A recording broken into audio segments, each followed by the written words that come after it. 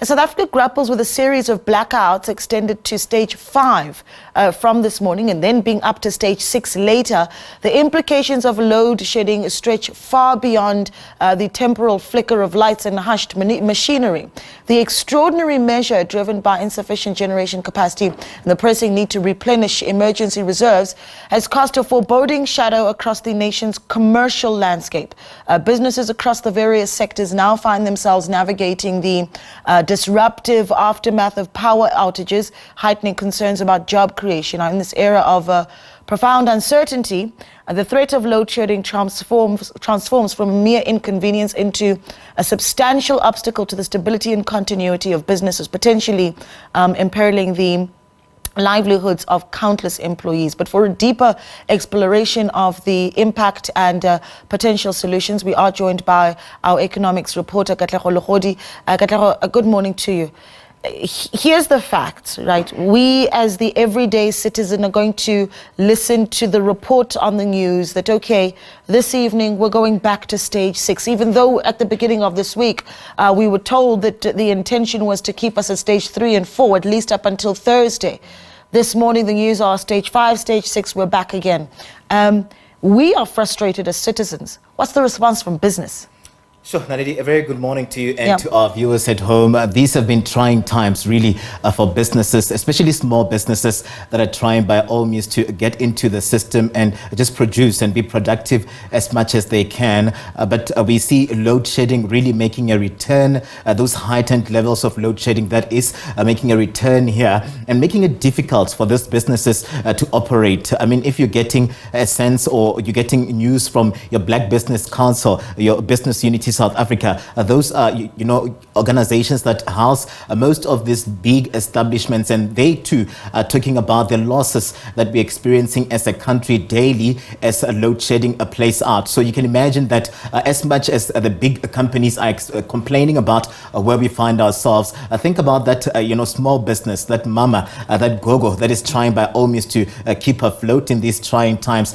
They are really going through the most as we speak right now. And it doesn't really look like we are winning where this issue of load shedding is concerned, because for some time we saw at least the levels going down, but just of late we've seen those levels just shooting up, attributed to the loss in generation capacity and the likes, infrastructure challenges at Eskom and some of the power stations here, not really inspiring confidence in terms of making sure that these businesses would really still be existent in next year's time around this time. I think what we do a lot of the time when we've got stage 6 load shedding, a lot of South Africans, when we start thinking about business, we think about, the small to medium enterprise, the butchery in your community, how they cope with about 4 hours of load shedding and more sometimes where you've got outages as a result of the load when the power does come back on. And those businesses very, very vulnerable. But it seems they're not the only ones. So big business seemingly vulnerable as well. ArcelorMittal South Africa having cited rising costs due to the country's energy crisis. This is a very important part of our bigger manufacturing economy. Most definitely. What's happening there is something that is a cause for concern, especially for those that are in the steel sector that are talking about the impact of what is happening, developments at ArcelorMittal. I mean, just this week, we saw the steel sector starting with the negotiations for 2024 in terms of how the wages are going to play out. They were not expecting to see these numbers actually coming through from ArcelorMittal in terms of the company moving to wind down its operations in Vereeniging and in KwaZulu-Natal. Most of them are still trying to by all means process what is happening, but we're hearing from ArcelorMittal just this morning. They held a press briefing where they were just letting us in on developments within the organization. They've not been faring well over time, and they're saying that this is a necessary move if they are to really continue existing here in South Africa and operating at optimum levels and still just accommodating those that they can accommodate in their labor fold. We're talking about 3,500 people who are at risk of losing their jobs as a result of some of the challenges that ArcelorMittal is having, and what they say is because of the energy crisis, their share price having tumbled the company's share price having tumbled 14%.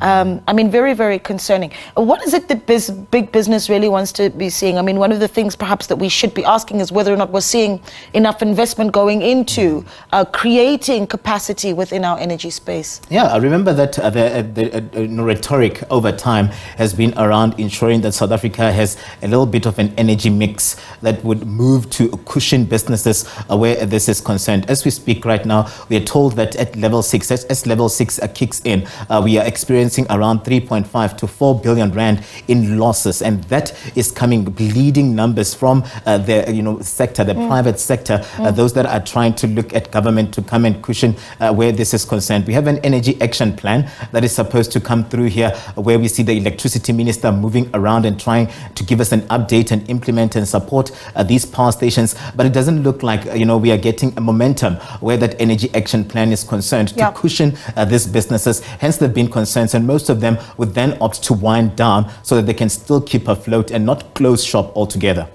Yeah, it's a tough one. I mean, we touched on this before you and I went on air, and I think perhaps it's an opportunity for us to clarify, right, in the sort of rumor mill that the manufacturing leg of VW, we're hearing that they may want to pull out of South Africa. Let's clarify where that rumor comes from. There's this understanding that it may very well be as a result of the massive load shedding that big companies like VW are losing confidence in being stationed in South Africa. There have been concerns really from the manufacturing sector, and VW is not one that is sparred here where the challenges of energy is concerned, and those concerns really arrive that we'll start seeing companies disinvest out of South Africa. And there were concerns that VW might as well be one of the latest companies that would then move its businesses and its operations out of South Africa so that they can at least cushion the sustenance of the company going forward. We're waiting to see if indeed then that would be a reality as we speak right now. But most of the people just hoping that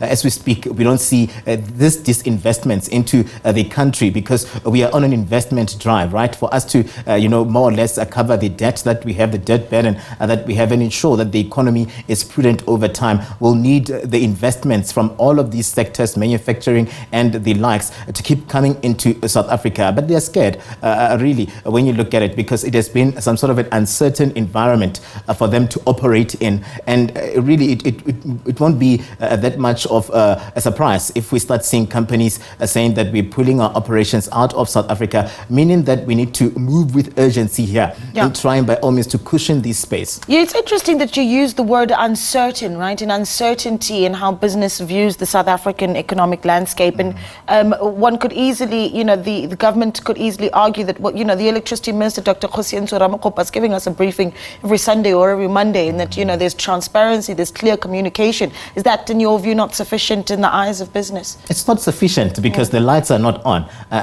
We can talk as much as we can, but we need to see movement. We need to see at least us now talking about since the minister was appointed in March, at least now if we are saying that if these movements have been impactful in him giving and trying to reassure business here that there's cushion in this work that is being done by government, we should be seeing ourselves maybe hovering around stage 1 and stage 2 of load shedding, because now we have a minister that is really focused on ensuring that we mitigate where this is concerned. But we are still battling stage 5 and stage 6 of load shedding months after his appointment here. So business would have to say that the proof then will have to be in the pudding, but most of them are really struggling as we speak right now, and this is bound to affect the labor force, something that unions have been saying that we need to ensure that we protect the manpower and those that are on the ground as businesses try by all means to keep afloat in these uncertain times. Yeah, and businesses mean jobs. That's the reality here. Let's leave it there, Katlego. Always a pleasure speaking to you.